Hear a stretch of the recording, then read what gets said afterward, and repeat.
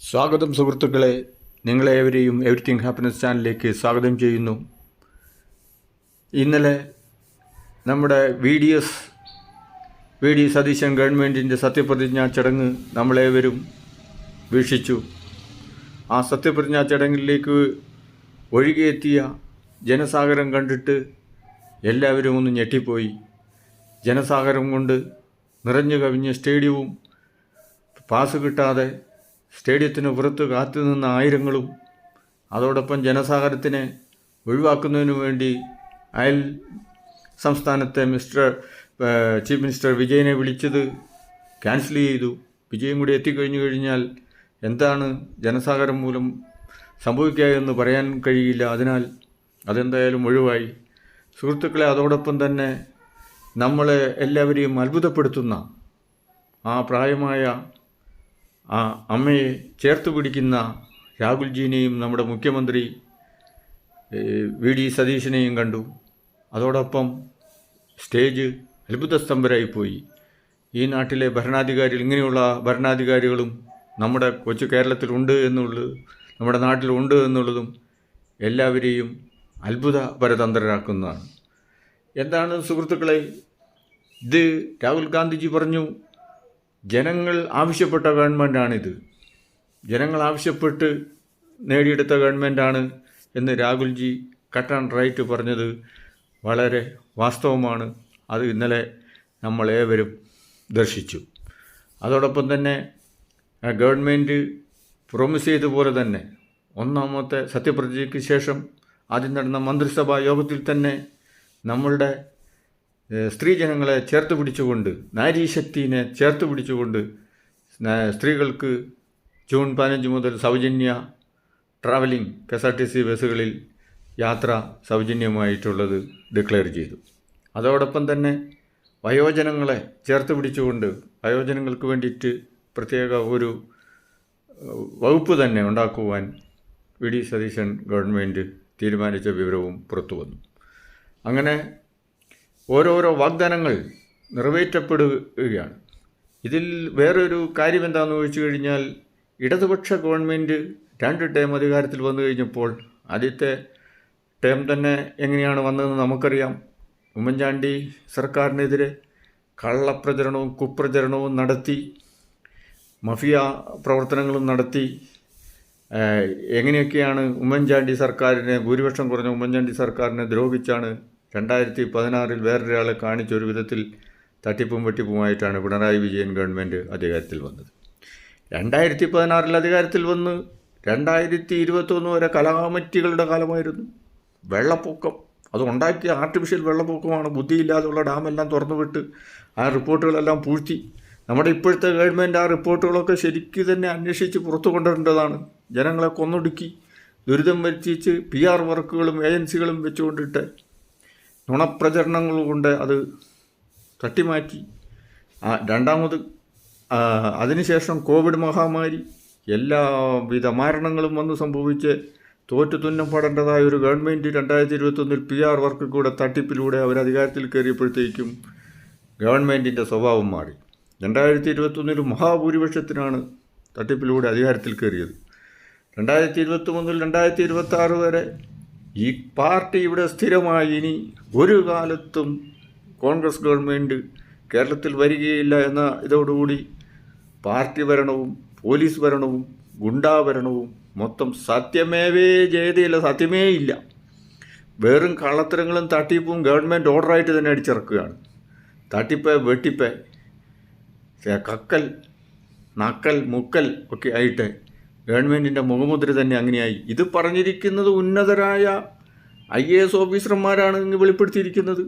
അവരെല്ലാം നോർത്ത് കൊറിയയിലെ കിമ്മിൻ്റെ മാതിരിയുള്ള ഭരണം കണ്ട് ഞെട്ടിത്തെരിച്ച് ഒന്നും മിണ്ടാനാകാതെ പോലീസിനെ അഴിച്ചൂരി വിട്ട്, പോലീസ് മുഴുവനും മുഖ്യമന്ത്രിയുടെയും ഭരിക്കുന്ന പാർട്ടിയുടെ പാദസേവകരായി, അടിമകളായി കൊണ്ടു നടന്ന് ഭരണം മുഴുവനും നശിപ്പിച്ച് ജനങ്ങളെ കഷ്ടപ്പെടുത്തി ജനലക്ഷങ്ങൾ കേരളം വിട്ടു മറ്റുള്ള നാട്ടിലേക്ക് പോയി. വിദ്യാഭ്യാസം തകർന്നടിഞ്ഞു. ഊരാളുങ്കൽ സൊസൈറ്റി ഗവൺമെൻറ്റിൻ്റെ കട്ടുമുടിക്കാൻ വേണ്ടിയിട്ടുള്ള വേറൊരു ഉപകരണമായി. ഇങ്ങനെ എല്ലാ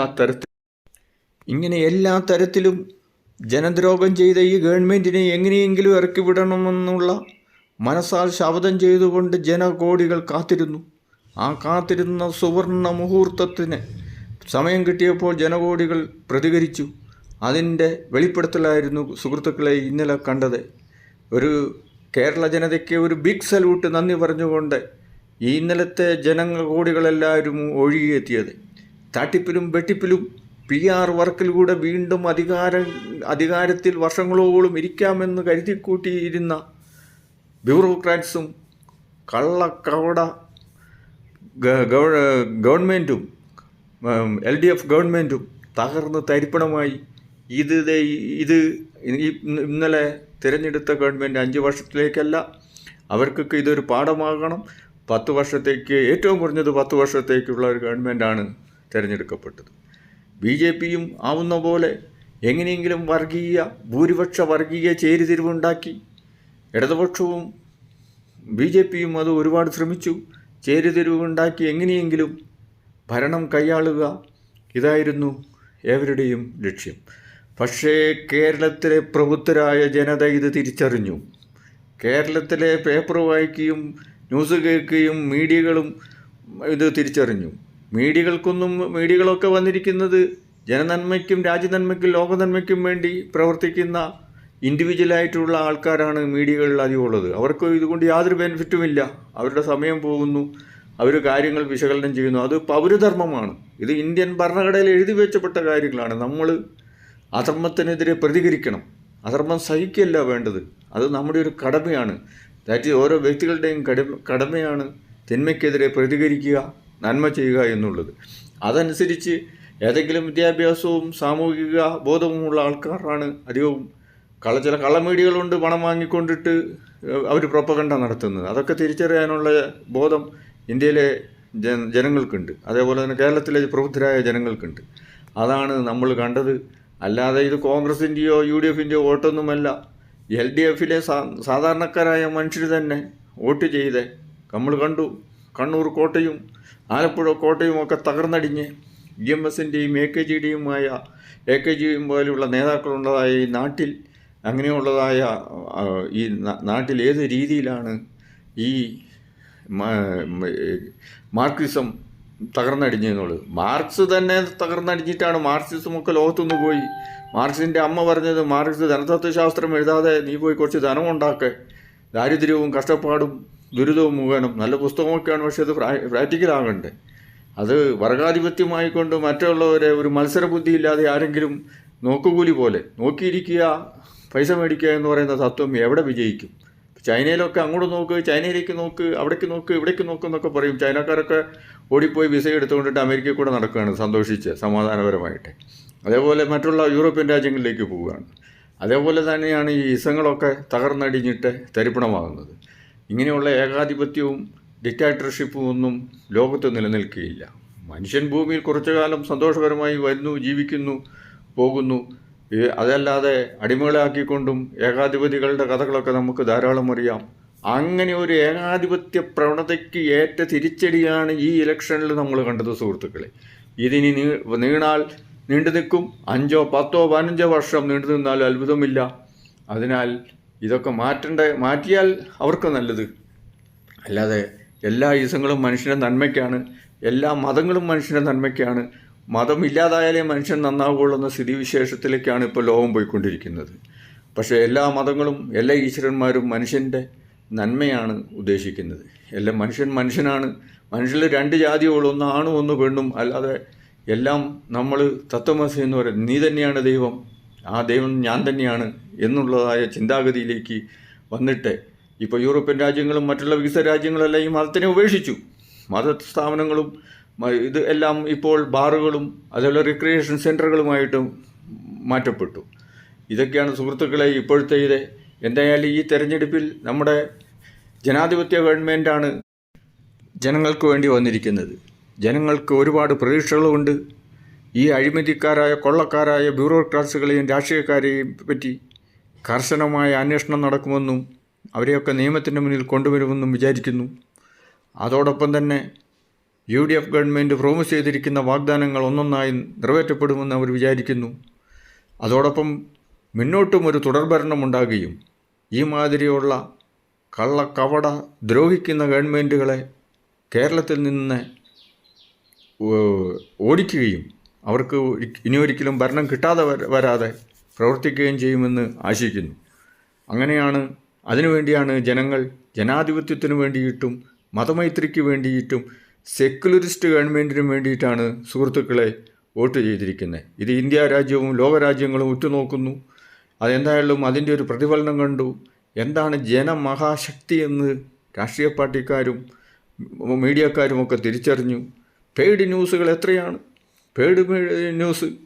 അതേപോലെ റിസൾട്ട് പ്രഖ്യാപിക്കുന്നതിന് മുമ്പുള്ള പണം പറ്റിക്കൊണ്ടിട്ടുള്ള അവരുടെ വാർത്തകൾ, ഇതെല്ലാം കണ്ടു. ജനങ്ങളിതെല്ലാം കണ്ട് അവസാനം കേരള രാജ്യം ഒരു മഫിയ രാജ്യമായി, narcotics drug addicted African or Colombian രാജ്യമായി മാറാതിരിക്കാൻ വേണ്ടി ജനങ്ങൾ ഒത്തൊരുമിച്ച് പ്രവർത്തിച്ച് വോട്ട് ചെയ്ത് ഒരു ദ്രോഹിക്കുന്ന ദ്രോഹ ഗവൺമെൻറ്റിനെ പുറത്താക്കി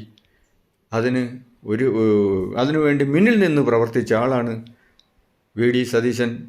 വി ഡി സതീശനെ മാറ്റി വേറെ ആരെയെങ്കിലും മുഖ്യമന്ത്രിയാക്കുകയാണെങ്കിൽ കേരളം കത്തിയേനെയും. നടക്കില്ല. കോൺഗ്രസ് പാർട്ടി അതോടുകൂടി കേരളത്തിൽ നിന്നും അപ്രതീക്ഷിതമായേനെയും.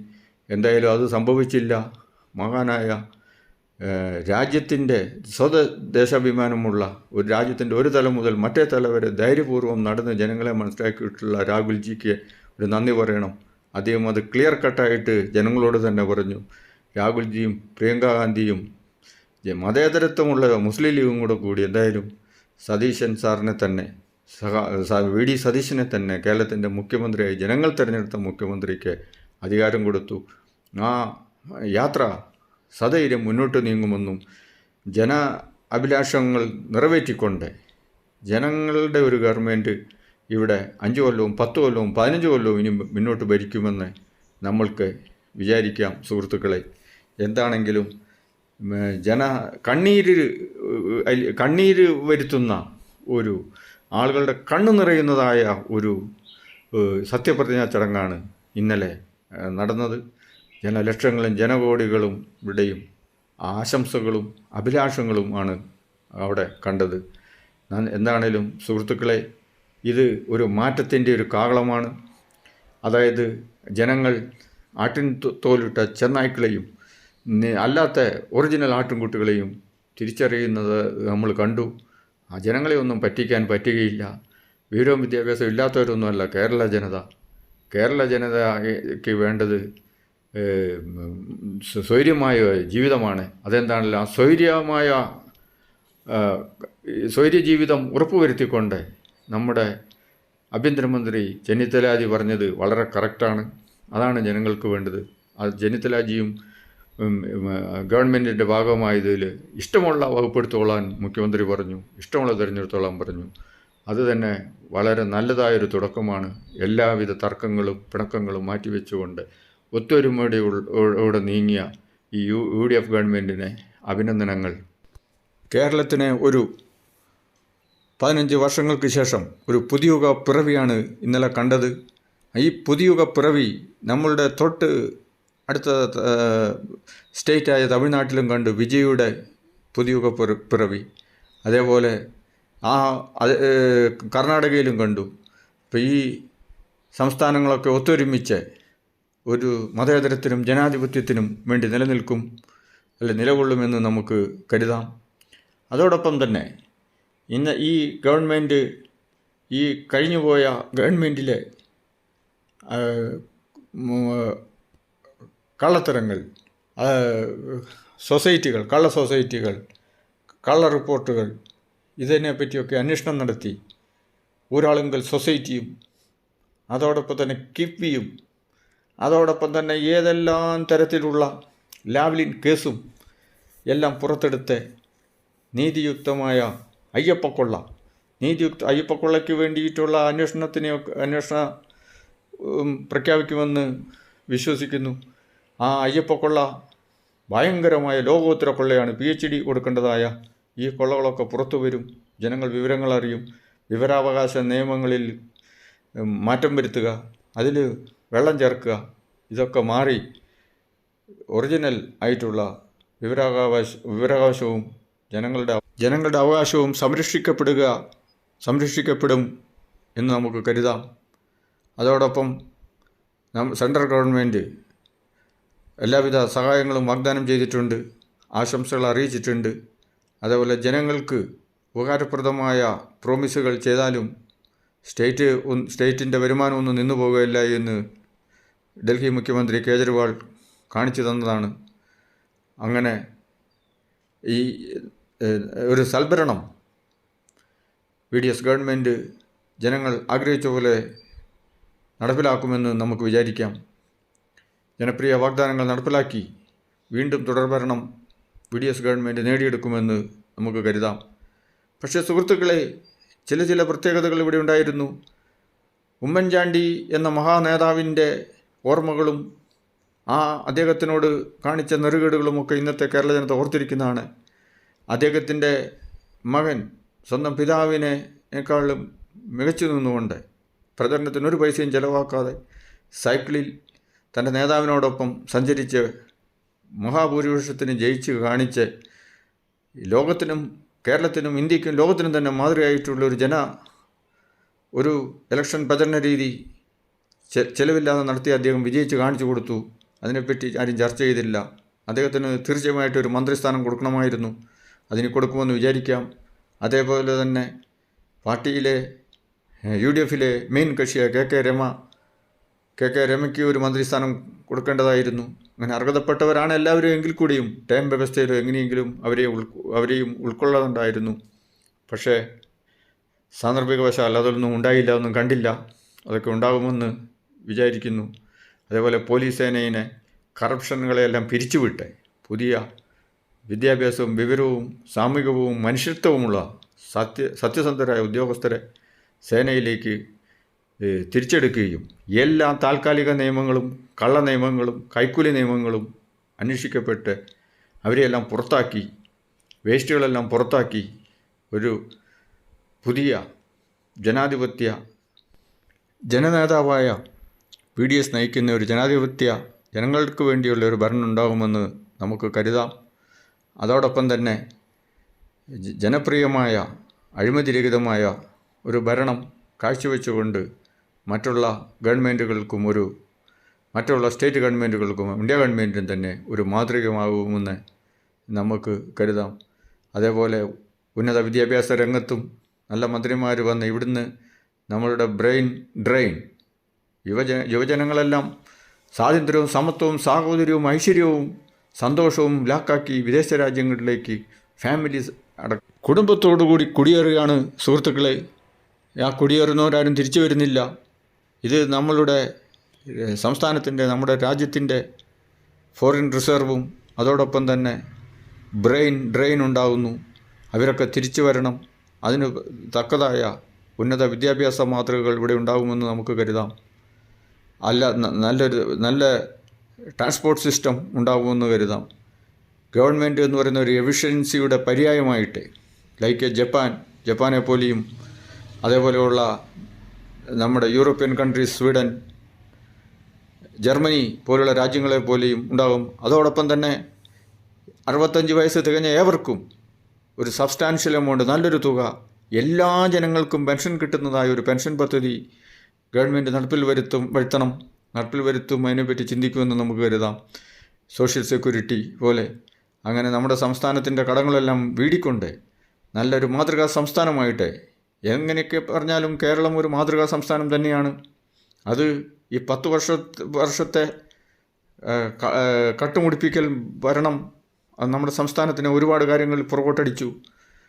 അത് ഒക്കെ തിരിച്ചു വന്നുകൊണ്ട് സമ്പൽ സമൃദ്ധമായിട്ട് ഐശ്വര്യപൂർണമായ മാതൃകാപരമായ ഒരു സംസ്ഥാനമായി നമ്മൾ മാറുമെന്ന് നമുക്ക് വിശ്വസിക്കാം.